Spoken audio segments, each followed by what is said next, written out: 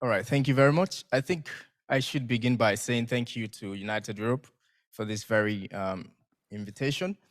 Straight down to your question, I think a lot of points have been raised today, but just to begin with this point, all right, about the narratives that have framed this partnership over time.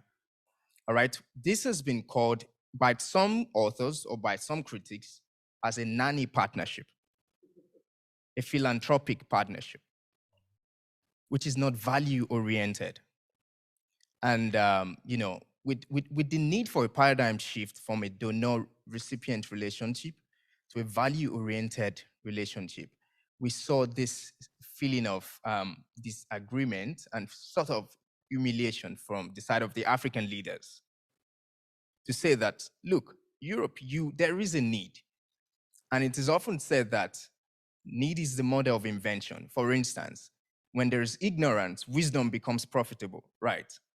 The African problem becomes profitable to to Europe, because there is a problem in the first place. And that should be the beginning of a new partnership, sort of imbalance in the power relationship between both partners.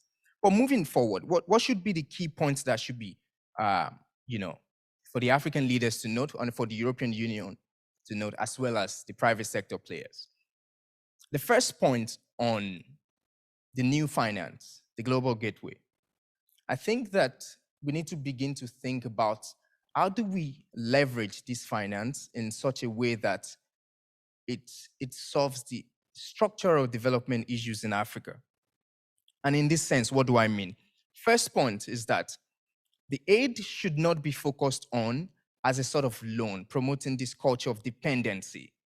It should be defined in such a way that, with the expectation in mind that it would end one day.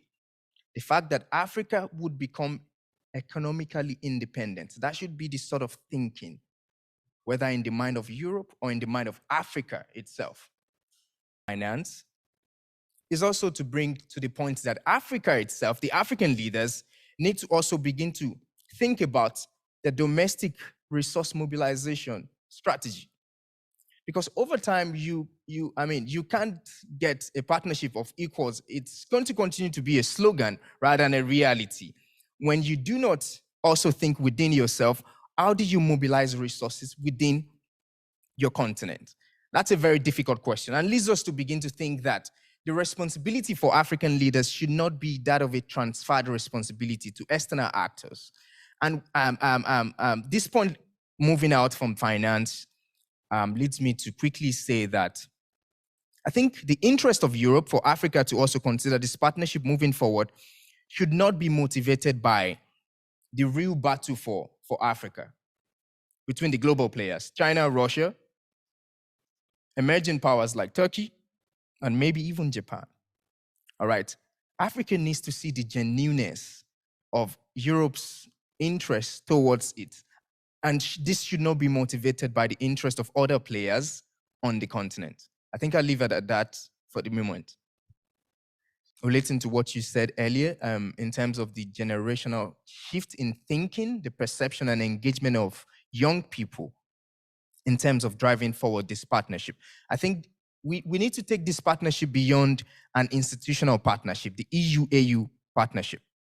How do young people participate in this partnership?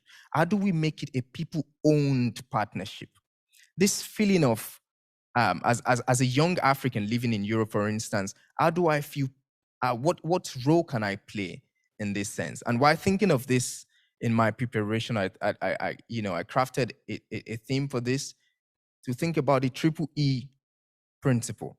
How do you embrace? How do you engage? How do you empower the young Africans who want to feel a part of this partnership, because they understand what it has been like?